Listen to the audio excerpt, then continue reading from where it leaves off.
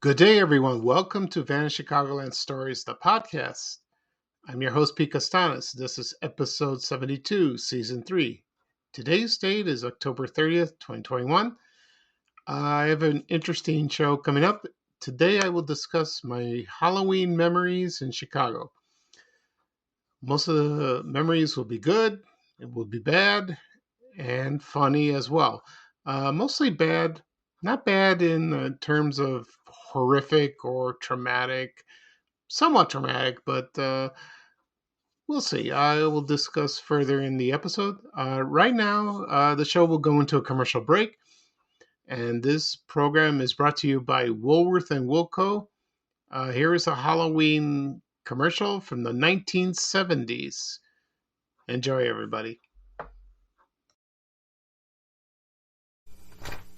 Make Halloween fun with one-stop shopping at Woolworth or Wilco for your Halloween needs. Costumes from $1.83 to $3.99, like $6 Million Man, Bionic Woman, superheroes, Batman, Superman, Spider-Man, and a new favorite for girls, Holly Hobbie. You can get wrapped candies of every kind, bubblegum, lollipops, fun-sized candy bars. Get this Halloween record, Sounds to Make You Shiver, just $1.89. Make Halloween fun and easy. Make just one stop at Woolworth or Wilco. Oh, it's such a clutch off-season pickup, Dave. I was worried we'd bring back the same team. I meant those blackout motorized shades. Blinds.com made it crazy affordable to replace our old blinds. Hard to install? No, it's easy. I installed these and then got some for my mom. She talked to a design consultant for free and scheduled a professional measure and install. Hall of Fame son. They're the #1 online retailer of custom window coverings in the world. Blinds.com is the GOAT. Shop Blinds.com right now and get up to 40% off select styles, plus a free professional measure. Rules and restrictions may apply. Okay, everyone, I am back. I hope you enjoyed that commercial for Woolworth and Wilco. They were advertising candy, Halloween costumes. That's a beautiful era. Beautiful era at that time. Growing up as a kid, looking forward to Halloween and receiving candy going from door to door in your neighborhood. I love that part of Halloween. That's one of my favorites. Excuse me. Right now, I will discuss my memories of Halloween growing up in Chicago. As I said earlier in the program, it would be good, it would be bad, it'd be funny, but it's a mixed bag. So, and also, it's not traumatic, but maybe a little bit. So, I will describe my memories, and you will understand. First off, my family grew up in South Shore on the south side of Chicago, and we lived there for about 7 years.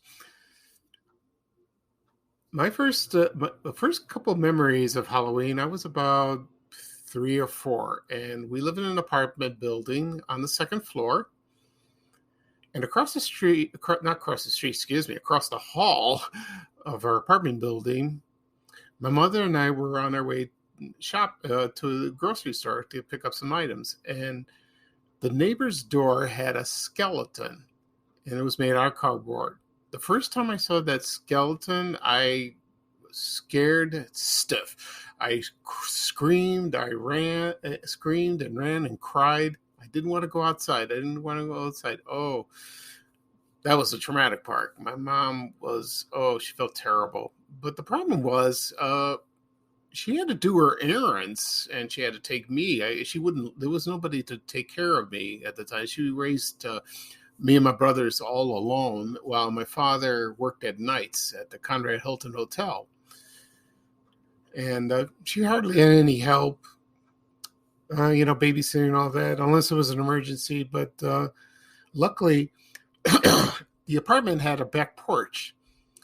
So we had to use the back porch to go places. And facing our apartment building with the back porch was a cab company, and that was on South Exchange Avenue, right near 75th Street in South Shore. And the IC train, which was the Illinois Central train, right now it's Metro, didn't make much noise when we lived there, but it was cool to see the train there. And so In other words, we had to go in the back porch until Halloween was over because my mom wasn't going to go next door and complain and ask those people to take down the skeleton because I was petrified looking at it, but she wouldn't do that. So that was just temporary. And I don't know if that happened every Halloween because we lived in that apartment building on Colfax Avenue for about 4 years. And I think I just remember once.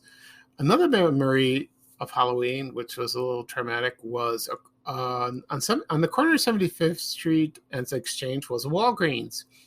And next door was a called Scott 5 and 10 store. It was a 5 and dime store. And one time we were on our way to one of our friends' house. They lived on Saginaw Avenue. And we passed by the display window of Walgreens, and I saw the Halloween mask. And, oh, that was awful. Awful. I just screamed. I hated that. I hated that when I was a kid. It was terrible. There were witches' masks, ghosts, goblins, vampires, werewolves. Oh, you know. So every time we passed by the store display, I think I shut my eyes tight, or my mom would cover it. But I did that by myself, and it was horrible. I knew they were there, but even though I had my eyes closed, I had nightmares for days for that. And another memory of Halloween was my aunt and uncle lived in the neighborhood at the time. They had 4 boys. And they owned a grocery store on the corner of 75th and Colfax. And one of my cousins was wearing a Halloween costume. And I went to visit there, and I saw him. I didn't get scared at first, but he pounced on me. And I was frightened. And I was screaming. And I ran out of the store, headed toward the railroad tracks on Exchange Avenue. And on Exchange Avenue, that is. And then luckily, no trains were coming on, but there was a witness there, and it was a friend of my mother's. She says, look, I'm not going to report this because, that a child was going towards the tracks. And she suggested, that my mom would speak to my aunt about it. She didn't. So, because that's how she was. And that was but I really don't remember that. Not really, unless my mother's told me that story about. But I guess I was scared, and I probably put it out of my mind. So growing up little in Chicago for Halloween, that was awful. And then it got not worse, but about the same during grade school. What I remember dressing up for Halloween was there was one costume. It was Woody Woodpecker. My mother bought that when I was 6 or 7, but that time we moved to the Roseland neighborhood, and my father owned the property. We lived above the shoe store.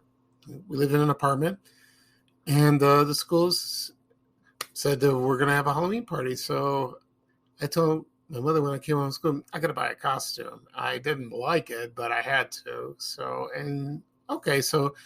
we walked down Michigan Avenue, and we went to Kresge's. It was almost next door to, well, not really next door. There were a couple of stores. It was Malling Shoes, and there was a bakery. And right near Gately's People Store. So we went to Kresge's, which was one of my favorite stores at the time, because I used to buy those paperback of Peanuts, Charlie Brown. I used to read those all the time. I begged my mom to buy those, and I love them. And also, she bought us candy, and I remember they had hot dogs and snow cones. Anyway, so she bought the costume. She asked me which one I want to buy, and I didn't want to buy anything scary. So she suggested something a little happy. So I saw Woody Woodpecker, and I remember watching Woody Woodpecker on TV. So she bought it. We took it home. I tried it on. I don't know if she took a picture of it. I hope she did. I don't think she did. It looked pretty cool. It looked nice. And so the next day was Halloween. The school bus picked us up, me, my brother and I. My little brother didn't go to school yet. He was very young. So we went to we attended Correas Elementary School. This was located in South Shore at 74th and Stony Island at the time, and I wasn't scared at all. I didn't really see scary costumes, and it was kind of fun. I liked that, and we got candy. They had I don't remember bobbing for apples. Probably not. I don't know about carving pumpkins. We never did that. I never learned. My mother never did that stuff. She didn't understand. She never liked Halloween. She said, that's not it's not a holiday she praises. You know. Excuse me. Then so that was a fun part of Halloween. I dressed up. Also, when we moved to Ashburn neighborhood in '74, I started doing trick or treating. I didn't do trick or treating in Roseland because it was a business there. So I was, you had to go to a couple blocks to go to homes. My mom didn't allow that. So in 1974, we moved to Ashburn and we moved into our first house. And I started going trick or treating around the neighborhood. That was a lot of fun. I don't remember the costumes I had, but some of the neighbors were very nice. Some were real strange, and some were grumpy, and got a lot of candy. I didn't receive any apples or strange items, because you heard stories like sometimes people put razor blades in apples, or sometimes the candy is tainted, but that doesn't happen. But I loved getting the candy. Oh, there were so many beautiful, delicious things, like Milky Way, Snickers, M&Ms, Good and Plenty, Baby Ruth, Butterfingers. Butterfingers, that's not, I don't like that candy bar. I don't know why. I love peanut butter. I can eat peanut butter every day, all day. There's something about that candy bar I don't like. I don't know. Maybe it's the way they manufacture it. I don't know. I still won't eat it. And it was great receiving all the candy from our neighbors. It was beautiful. I loved that. And I probably stopped trick-or-treating probably about the age of 11 or 12. Yeah, I guess I stopped that. And I remember kids also did trick-or-treating. They didn't have like Halloween bags. They had their pillowcases. That was weird. But, it's a good container. It holds a lot of stuff. And I never did that. So we did have Halloween parties still at school, but I didn't dress up much. I think it was an option. You didn't have to do that. By the time I graduated at Correas, which moved to Palos Hills, before that we were in a temporary place at Damon Avenue on the south side near 83rd Street. 7th and 8th grade, the new church was built and the new school. And we didn't do much trick-or-treating, Halloween parties. We might have had a party, something like that. But I don't know, it was low key, so I don't think we did anything like that at all. No. And then high school came at Bogan. Nobody dressed up really. I saw maybe a few kids did, but I never did. And we probably had parties, or I know kids pulled pranks. I know they did that. Sometimes you saw shaving cream on the cars outside the parking lot, or eggs, something like that. That's a Halloween tradition. It's messy and silly to me. So that was about it. So at my age, I'm 58 years old, and it looks ridiculous for me to dress up now. No. I mean, if people want to do that at my age or older, go ahead. Just leave me out of it. I won't do it. It's too much work. Not interested, Anyway, some other memories I will talk about is watching television. That's the good part. I like that. Some bad, not some bad, but some a little scary. Some of the movies and TV shows I remember when I was little, the first thing I saw something scary was the TV soap opera Dark Shadows. And when I saw parts of the show, it was scary enough. I saw Barnabas Collins. The first time I saw Barnabas Collins in the show was not on the show, but they had a TV commercial. They had a board game, the Dark Shadows board game, and it was made by Milton Bradley. And that was the first time I saw Jonathan Frid, who played Barnabas Collins, bare his fangs. Oh, that was awful. I like that. Now I look at it and I see it on YouTube. It's nothing. So, but I was still intrigued by that show. I really was. And then when the show ended in 1971, it didn't go into syndication for quite a while. In Chicago, it started around 75, 76. And it aired 11 o'clock in the evening or 11:30 on WFLD TV, Channel 32. And, I was excited to watch that, but I was scared at the same time. And I'm looking forward to it. And then they didn't start in the beginning. They started when Barnabas Collins was released from his coffin. Or I think when he made his first appearance, arriving at Collinwood at the home. And I watched that. I got a little nervous when I saw him or when he tried to bite somebody, but I was okay. But it was short-lived. And they yanked it out of syndication. I don't know the reason. So it would have been years since that I would watch it again. Excuse me. Well, then when cable came, there was an announcement that the Sci-Fi Channel would broadcast the entire series. The funny thing is, I lived in Chicago at the time. I didn't move to the suburbs until 1995. So I had no access of that. When I did move to the suburbs around November 1995, we got cable. And the Sci-Fi Channel was included. So as soon as I found out, I had my VCR connected to my television set, and I started recording it. And I think the first episode was when there was, what was her name? Her name was Vicky. I couldn't think of her last name. And she was the governess of the mansion, and she was at a seance, and then she was traveled back in time. Oh, Victoria Winters, that was her name. And she was in the year 1795, and that was the first episode I taped.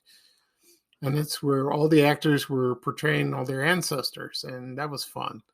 And so I started recording the entire series, and when I came home from work, I started watching it. They show 2 episodes per day, Monday through Friday. And then I watched the whole thing to the end, and then I couldn't wait to watch the beginning. So they did the second cycle, and they started the first episode. And I watched the black and white. Barnabas did not appear. He appeared much later, and it didn't get scary until maybe a few episodes later. It was atmospheric, and so from that first episode all the way to the end, about over 1,200 episodes, I watched the entire series. And I did that for another cycle, and then they yanked the show off. I forgot what year.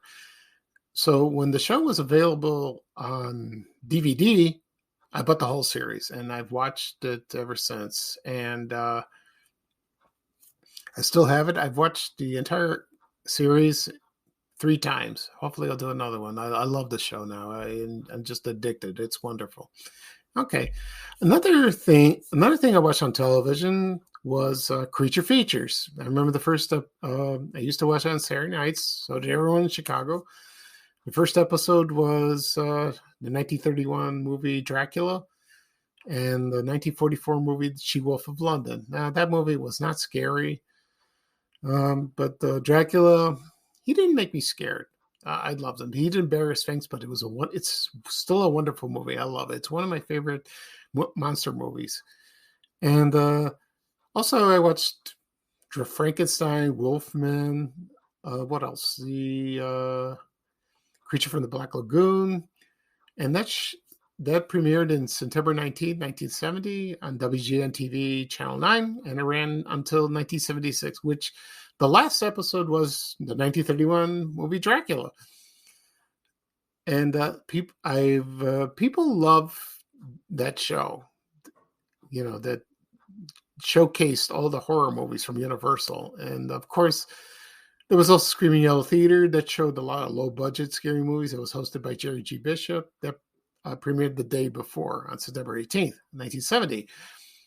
And I remember watching a few movies. There was a few movies that made me uncomfortable somewhat. On Channel 2, I remember there was Blood of Dracula. I Was a Teenage Frankenstein.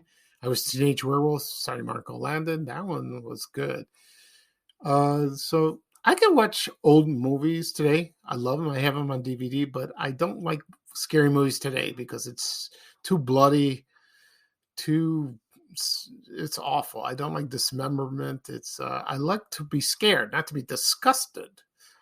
So a couple of movies that still makes me don't want to watch, like Jaws.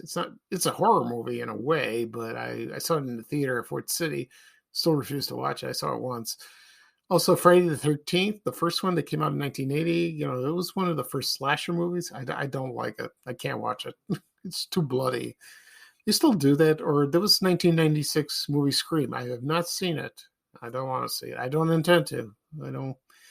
I just like old scary movies. That's enough for me. One of my favorite TV shows now, and I first watched it when I was a kid, was The Night Stalker, that starred Darren McGavin. It was based on 2 TV movies. The first one aired in 1974, and it was about a vampire in Las Vegas. And so I don't want to spoil the ending, but I will spoil it because Carl Kolchak, that's who Darren McGavin played, he killed him. And that was a good one. It was one of the highest rated movies at that time, TV movies, that is. And then the second one was The Night Strangler. That was about Jack the Ripper in Seattle. They changed the location.